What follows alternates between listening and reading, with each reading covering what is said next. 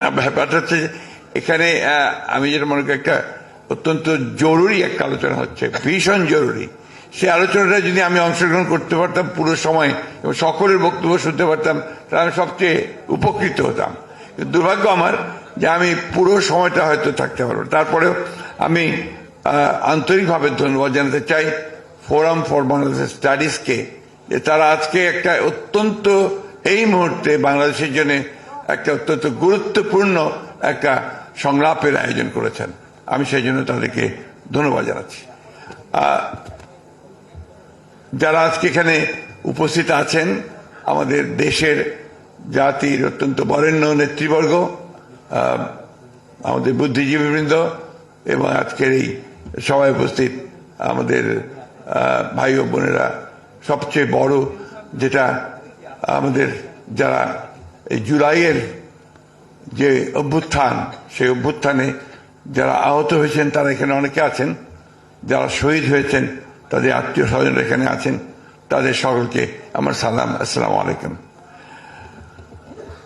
বিষয়টা এতই গুরুত্বপূর্ণ যে আমি আসলে এত স্বল্প সময়ের মধ্যে এটা আমার কথাগুলো বলা, সেই সঙ্গে অন্যদের কথাগুলো শোনা, এটা বোধহয় আমার পক্ষে সম্ভব হচ্ছে না। সেই জন্য আমার নিজেরই আমি অত্যন্ত দুঃখিত বোধ করছি।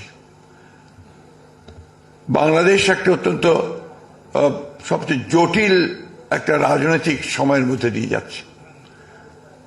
এই সময়টার মধ্যে আমাদের যে কাজটা আমাদের উপর পড়েছে, সে কাজটা হচ্ছে যে ভবিষ্যতের বাংলাদেশকে আমরা যেন আমাদের স্বপ্নের মতো করে দেখতে পারি, সেই বিষয়টাকে কতটা স্থির করা যায়, নির্ধারণ করা যায়। আজকে যে প্রশ্নগুলো সামনে এসছে, আমি খুব সংক্ষেপে চলে আসছি সামনের দিকেই। সে প্রশ্ন এসছে যে আপনার ঐক্য, এরা যেটা নির্ধারণ করেছেন সংস্কার, নির্বাচন। আজকে 53 বছর পরে, এটা আমাদের দুর্ভাগ্য জাতিগতভাবে যে 53 বছর পরে আজকে আমাদেরকে এই বিষয়গুলো নিয়ে আলোচনা করতে হচ্ছে। আমাদের খুব ভালো হতো যদি আমরা প্রথম থেকেই এই বিষয়গুলো নিয়ে কাজ করে একটা জায়গায় এসে পৌঁছতে পারতাম। আমরা এই ফ্যাসিবাদের বিরুদ্ধে 1912 সাল থেকে আমি আমাদের দল থেকে বলতে পারি, যারা রাজনৈতিক নেতৃবর্গ আছেন, আমরা কিন্তু সংগ্রাম শুরু করেছি, তাদের বিরুদ্ধে আমরা অবস্থান নিয়েছি। সেই সময়ে আমাদের অনেক রাজনৈতিক নেতাকে হত্যা করা হয়েছে, অনেক রাজনৈতিক নেতাদেরকে পঙ্গু করা হয়েছে, কারাগারে দেওয়া হয়েছে, এবং দীর্ঘ বছরগুলো ধরে আমরা যারা ফ্যাসিবাদের বিরুদ্ধে সংগ্রাম করছিলাম, আমরা কিন্তু সেই লড়াইটা করছি। আমার দলের কথা আমি বলতে পারি, যেটা আমার বলা উচিত বলে আমি মনে করি, সেটা হচ্ছে আমাদের দলেই আমার 60 লক্ষ মানুষের বিরুদ্ধে মিথ্যে মামলা রয়েছে।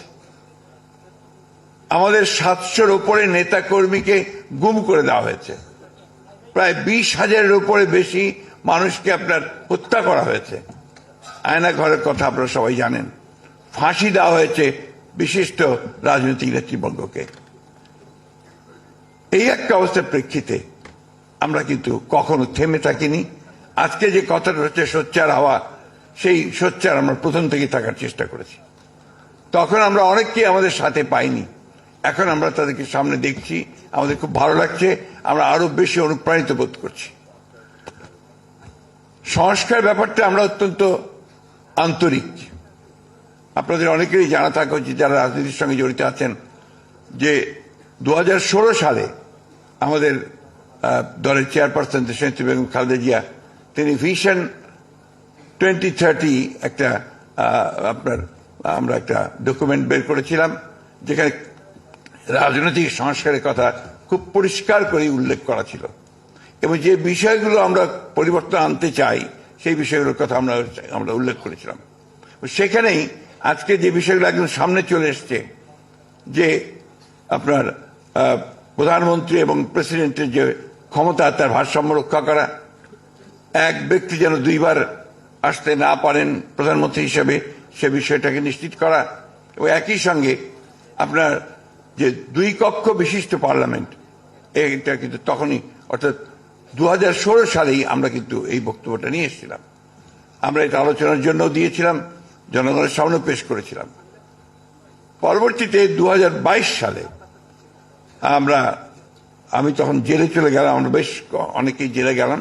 সে আপনাদের মনে থাকার কথা, গোলাপবাগে একটা জনসভার মধ্যে দিয়ে আমরা প্রথমে 10 দফা এবং পরে সমস্ত রাজনৈতিক দলগুলো আপনারা সেটাকে সমর্থন করেন। পরে সমস্ত রাজনৈতিক দলগুলোর সঙ্গে যারা ফ্যাসিবাদের বিরুদ্ধে আমরা আন্দোলন করছিলাম তারা আমরা কিন্তু একসাথে আলোচনার মাধ্যমে আমরা 31 দফা আমরা একটা কর্মসূচি, সংস্কারের কর্মসূচি আমরা নির্ধারণ করি।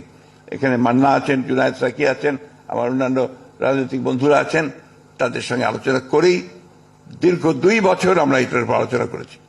আমাদের যারা প্রখ্যাত এই বিষয়গুলোতে আপনার বিশেষজ্ঞ, তাদের সঙ্গে কথা বলা হয়েছে, বারবার বসেছি। ডক্টর আলী রিয়াজ আছেন, তার সঙ্গেও কথা হয়েছে, অনেকের সঙ্গে তখন আমরা এই কথাগুলো বলেছি, আলোচনা করে নির্ধারণ করেছি। সুতরাং সংস্কার পক্ষে আমরা কিন্তু প্রথম থেকে। দুর্ভাগ্য আমাদের এখন কিছু কিছু বক্তব্য আসছে যে বিএনপি সংস্কার চায় না, নির্বাচন চায়। এই কথাটা সঠিক নয়।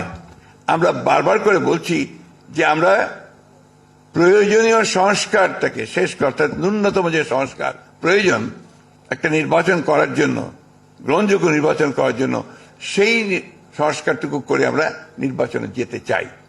আমরা নির্বাচনের কথা বলছি কেন? এ কথা ডক্টর রিয়াজ বলেছেন, সবাই বলছেন, আর এটা বাস্তব যে গণতান্ত্রিক একটা ব্যবস্থায় যাওয়ার জন্য নির্বাচন হচ্ছে প্রধান ফটক, প্রধান দরজা, গেটওয়ে টু ডেমোক্রেসি। আমার কাছে মনে হয় যে আমাদের প্রধান সমস্যাটা কোথায়? আমাদের প্রধান সমস্যা যে এই দেশে গণতান্ত্রিক চর্চাই হয়নি, এখানে সংস্কৃতি গড়ে ওঠেনি। একটা যে কথাটা বারবার এসছে যে এখানে একটা ডেমোক্রেটিক কালচার যদি না থাকে, তাহলে আপনি সেই ডেমোক্রেসিকে বারবার বলতে হচ্ছে আমাদেরকে এটা করতে হবে, এটা করতে হবে, এটা ডেমোক্রেসি, এটা এইভাবে যেতে হবে। এই জিনিসগুলো কিন্তু আপনার একটা কাল চর্চা ছাড়া, বারবার প্র্যাকটিস করা ছাড়া কিন্তু সেটা গড়ে উঠবে না। ইম্পোজ করে কোনো কিছু করা সম্ভব হবে না। আপনি যেমন আমি বলি, কেয়ারটেকার গভর্নমেন্ট সিস্টেম আমরা 3টে ইলেকশন করেছি। এই 3টে ইলেকশন, প্রত্যেকটি ইলেকশন কিন্তু একটা চালটা ভালো হয়েছে এবং গ্রহণযোগ্য হয়েছে। অর্থাৎ কেয়ারটেকার সিস্টেম আপনার মানুষ গ্রহণ করেছে এবং তারা সেটাকে অত্যন্ত জরুরি মনে করেছে, এটা মানুষের কাছে। একইভাবে আমরা যদি প্রেসিডেন্সিয়াল ফর্ম অফ গভর্নমেন্টে চলে যেতাম বা অন্য কিছু দিতাম, সেটা ওই মুহূর্তে কিন্তু জনগণ সেইভাবে গ্রহণ করতো না, আমার কাছে মনে হয়েছে। আমি আপনার তাত্ত্বিক নই, আমি কোনো আপনার রাজনীতি কোনো বিশেষজ্ঞ নই, আমি একেবারে মাঠ কর্মী একজন। আমি পৌরসভার চেয়ারম্যান থেকে আমার রাজনৈতিক জীবন শুরু করেছি। অর্থাৎ একেবারে তৃণমূল পর্যায়ের মানুষগুলোর সঙ্গে আমি কাজ করে করে আমি এই পর্যায়ে এসেছি। আমার যেটা ধারণা যে আপনি জনগণকে বাদ দিয়ে কোনো কিছু করা সম্ভব হবে না, আপনার জনগণকেই তৈরি করতে হবে আপনাকে। অর্থাৎ আমরা আজকে যে প্রক্রিয়া চলছে আমি স্বাগত জানাই, কিন্তু আমি একটা অনুরোধ করব, আজকে যারা কমিশনগুলোতে আছেন তারা জনগণের সঙ্গে ইন্টারাক্ট করার ব্যবস্থাটা রাখবেন।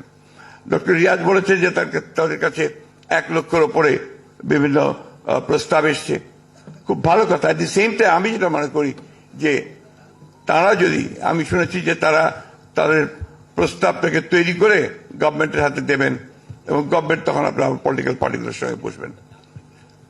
ওনারাই যদি আগে পলিটিক্যাল পার্টিগুলোর সঙ্গে বসতেন, আমার মনে হয় সেটা বুঝে আরো ইফেক্টিভ হতো, আরো ভালো হতো, এটা আমার কাছে মনে হয়। এখন গভর্নমেন্ট বসবেন, গভর্নমেন্টের সঙ্গে আলোচনা হবে, আলোচনা আরো সময় লাগবে। যত বেশি সময় যাবে আমার কাছে মনে হয়, আমাদের কাছে মনে হয় যে সমস্যাগুলো তত বাড়বে। আসল জায়গায় তো প্রবলেম তো অন্য জায়গায়। আপনি এগুলো ইমপ্লিমেন্ট করবেন কাদের দিয়ে? আপনার প্রশাসন, ইউর গভর্নমেন্ট মেশিনারি, সেই গভর্নমেন্ট মেশিনারি তো পুরোপুরি ভাবে এখনো ফ্যাসিবাদের আপনার মধ্যে আছে, এতটুকু পরিবর্তন হয়নি। একটা ফাইল নড়েন, আপনার ছাত্রদের যা আহত হয়েছে তাদের চিকিৎসার ব্যবস্থা কোথায় আটকে আছে খুঁজে বের করে দেখবেন ওই ফাইল দিয়ে আটকে আছে, প্রবলেমটা ওইখানে হয়ে আছে। এই বিষয়গুলোতে আমাদেরকে ধরতে হয়। যে ডক্টর দেবপ্রিয় এখানে আছেন, ডক্টর মুস্তাক বলেছেন, যে কাঠামোটা যদি না থাকে, সেই কাঠামো না থাকলে আমরা ওপর থেকে শুধু চাপিয়ে দিলেই আমরা দ্রুত কোনো কিছু করতে পারবো না। তাই আমাদের স্ট্রাকচারটাকে ঠিক করতে হবে, প্রতিষ্ঠানগুলোকে ঠিক করতে হবে। সেই প্রতিষ্ঠানগুলোকে যদি আমরা গণতন্ত্রের উপযোগী করে গড়ে তুলতে পারি, তাহলেই আমরা গণতন্ত্রকে সফল করতে পারবো। মন মানসিকতাটা খুব বড় জিনিস, মাইন্ডসেট। আমার তো মাইন্ডসেটই হয়েছে যে কথাটা কিছুক্ষণ আগে ডক্টর মুশতাক বলেছেন, আমার খুব ভালো লেগেছে যে একটা বন্দোবস্ত তো ছিল, টাকা দেব, কাজ করিয়ে নেব, ভালো, সমস্যা নাই। কিন্তু এখন তো আপনি অন্য সিস্টেমে যাচ্ছেন, তো সেই মাইন্ডসেটটা তো তৈরি করতে হবে। ওই তৈরি করার জন্য আপনার চর্চা দরকার। আমাকে গণতন্ত্রকে চর্চা করতে, ভুল হবে, ত্রুটি হবে, কিন্তু ওর মধ্যে দিয়ে আপনাকে ডেমোক্রেটিক সিস্টেমকে কাজে নিয়ে যেতে হবে, আগে সামনের দিকে নিয়ে যেতে হবে। আমি বক্তব্য দীর্ঘ করবো না, কারণ এখানে আরো আছেন, অনেকেই বক্তব্য করবেন। শুধু একটা কথা বলতে চাই, খুব জরুরি কথা আমার কাছে মনে হয়েছে, যে আমরা যেন ৭১কে ভুলে না যাই। ১৯৭১ সাল, এটাকে যেন আমরা কখনো ভুলে না যাই।